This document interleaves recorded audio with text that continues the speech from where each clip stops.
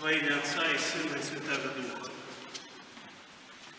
Каждый взрослый человек, каждый из нас имеет опыт борьбы, внутренней борьбы с чем-то непристойным, недостойным человека, человеческого естества, которое ощущается как чуждая сила, которая обладает нами. И эта борьба продолжается много времени. Кто-то сдается и принимает это как часть себя, кто-то продолжает бороться. Но, как мы слышали в сегодняшнем Евангелии, если дух изгнан, но на его месте ничего не образовалось нового, того, что должно быть, то, что по праву должно занимать это место, то эта горница, выметенная, вычищенная, будет занята большим количеством этих духов. На этом основана вся аскетика.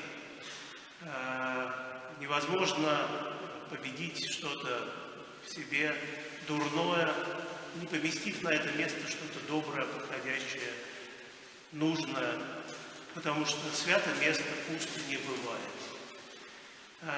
И эта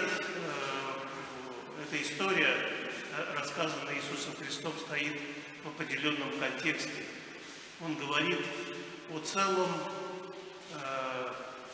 не поколении, а поколениях людей, о целом народе, о тех, кто поставил своей задачей бороться с грехом в себе, с этими духами злобы, которые пытаются завладеть человеком.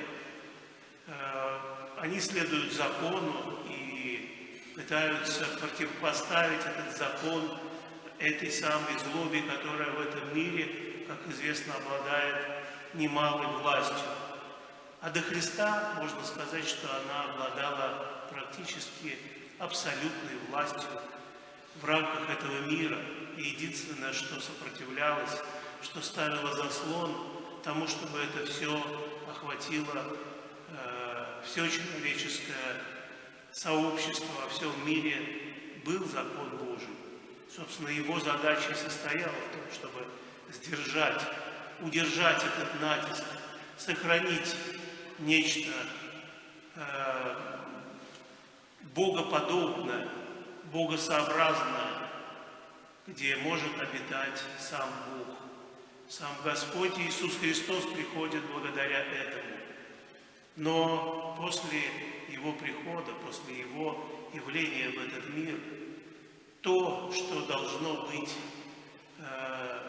для чего освобождено это место, это Он Сам. Именно для Христа мы освобождаем это место внутри себя.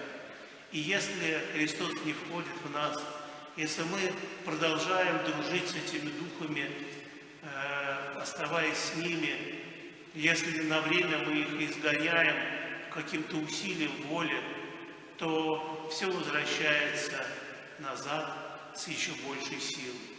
И каждый из нас имеет опыт этой борьбы, и этого поражения, и этого возвращения. И каждый из нас имеет обещание силы Христовой любви. Его любви, которая выше всякой другой силы. И этой любви всего лишь нужно отдаться, вручить свое сердце. Будем же, братья и сестры, устремляться к этой силе, которая единственная, которая может победить смерть. Смерть не властна над любовью Божией. Любовь побеждает ее, в чем известно, в чем всем нам известно из Евангелия, ибо знамение Ионы пророка, того, который пребывал в чреве кита 3 дня и 3 ночи, воплощено в Иисусе Христе, в Его победе над смертью. Аминь.